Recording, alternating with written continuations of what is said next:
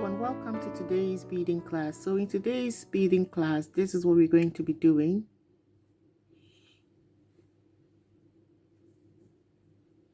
As you can see.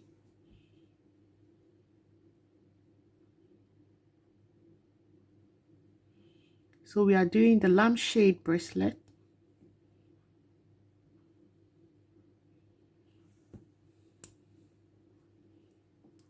Quite interesting and very beautiful. Okay, so actually what we're going to do is to convert this into that. So we start with a pearl bead and then we wrap it with seed beads to give it some character, and then we'll join them into a bracelet. Okay, so I've gone ahead to do a few of the beads. I'm left with two, and these ones will be used for earrings, and that is what I'm going to be doing with you in this project before we put the bracelets together and then finish off with our earrings. Before we begin, I would like to say a very big thank you to those who've been with us for quite some time. If you're joining us for the first time, I'll suggest that you subscribe and hit on the notification bell so that you'll be notified when a new video is uploaded. So let's go through with the materials you would need for the project. So you would need some 8mm pearl beads. You make sure that the hole of the pearl bead is quite big, and that is very important to have the hole as big as it is, because you're going to be going through that hole a number of times as you try and wrap your seed beads around it. Okay, you'd also need some size 15 seed beads. So you can use 15 seed beads, you can use 18 seed beads. It's entirely up to you what you decide to use. You could even use bigger seed beads, but I think that the smaller the seed beads, the better effect you get. So you'd also need some hardwares. So for the project I'm doing today, I'm going to need some earring hooks, and then this is going to be my metallic clasp for my bracelets, some jammerings, some cream beads, some spacers, and then some squarish beads to interspace the beads when I am done. So let's get on with it. I'm beading today with the fisherman's cord 0.25 and then with a big eye needle. Okay, so for each bead, I'm going to try and work with a 25-inch thread. Now you get your pearl bead. I'm going to go through the pearl bead a couple of times without making a knot yet. So I'm going to leave some working thread of about 5 inches. I'm going to go through it again just a couple of times. The essence of doing this is, instead of making a knot, just to go pass your thread through it to keep the bead in place. Once I've done that, I'm going to count 9 seed beads. So for the pearl bead I'm using, I'll be needing 9 seed beads. This count may vary as you go along, so I'll suggest that the main essence is to wrap the seed bead around your pearl bead. Okay, so as you go along, if you think you need to increase the seed beads, increase it. If you think you need to reduce it, just reduce it. And another thing is, sometimes the seed beads tend to be bigger than what you would expect, so you may not be needing 9, you may be counting 8, and that is entirely perfect. Once you've been able to wrap your seed bead around it like this, I think you're good to go. So basically that is it. Okay, so we've done one wrap. I'm going to go on again and pick 9 beads. Now from the look of this, I've just gone for 8 because I know that it's going to be enough to wrap the pearl bead. So in some areas you see that you'll be going for 9, in other areas you'll be going for 8. So I'm going to keep on with it. Go back through the pearl bead and out again, and as you come around, you just keep gathering them on the side as you go along. Okay, now when you come out of the pearl bead, you're going to pick on another set of 9 seed beads. So I'm working with it within 8 and 9. So now I'm working within 8 and 9. As I pick it by looking at the length, I'll be able to just guess if I'll need to add one more or one less. I'm going for 8 for this one.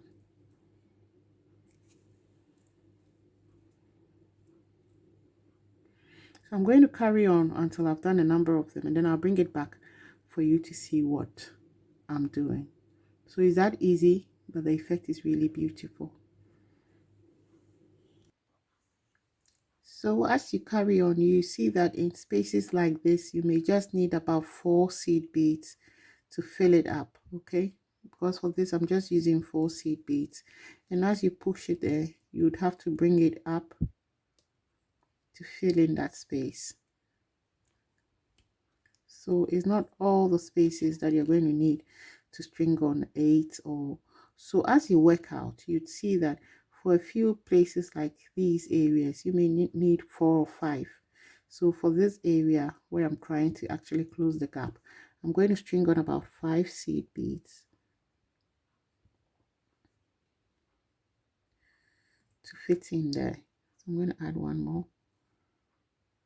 Okay, I'm going to go through the whole of the pearl bead, and then as I pull it, I'm going to try and bring it over to fill in that gap. So I'm trying to actually fill in all the gaps around the pearl bead, and I think at this point I like what I'm seeing and I like the look. So I'm going to send my thread down to the bottom here, just try and bring it to the other one, give it some working length, and just make a knot with the bead at the bottom.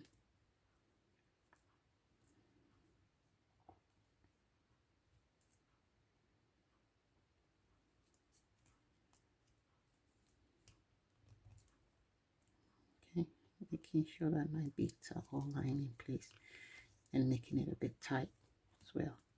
Make a couple of knots.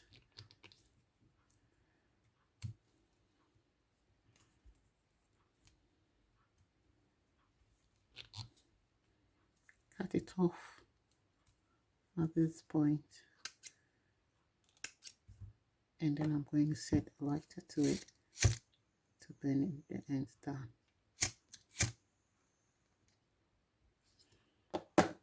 So that is basically it. I'm going to try and do a second one for my earring.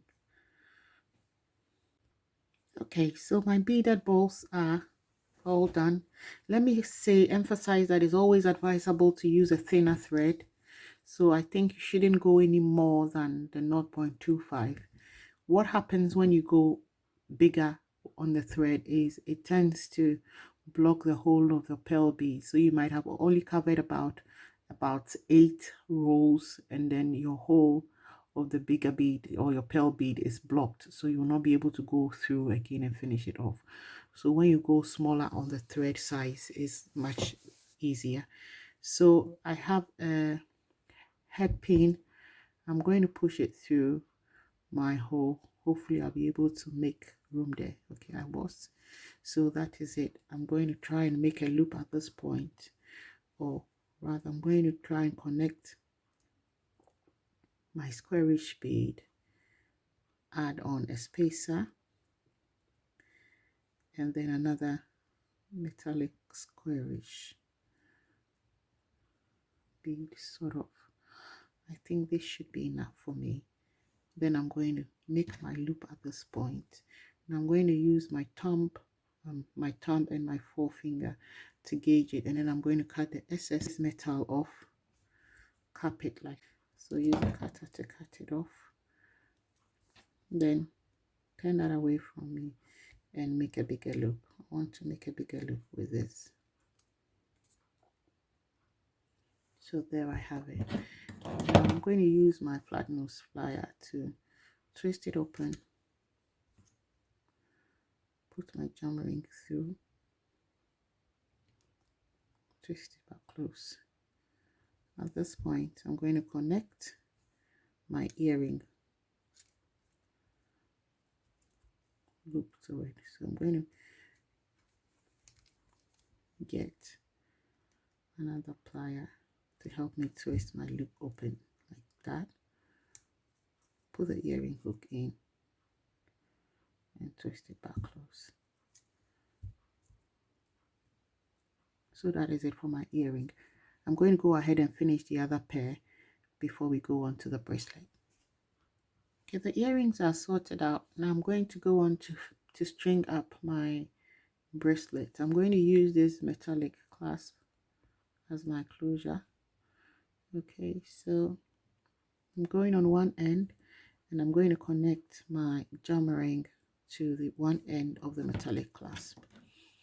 So as usual, I'm going to twist my jammering open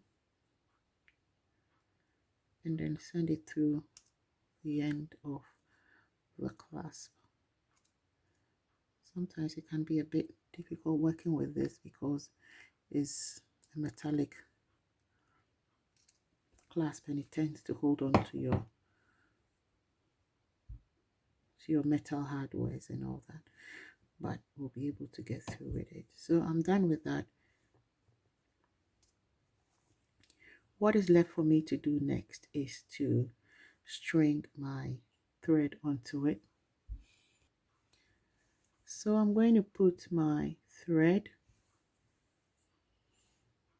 like that on a double into it because it's going to be the main thread holding on to the bracelet. So I put my thread on a double, send it through the hole of the jammering like that. Okay, so I bring both ends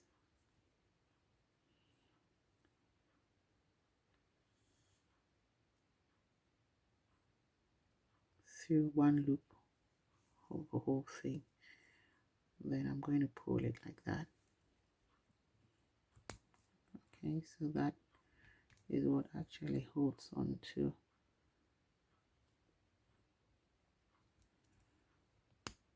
it.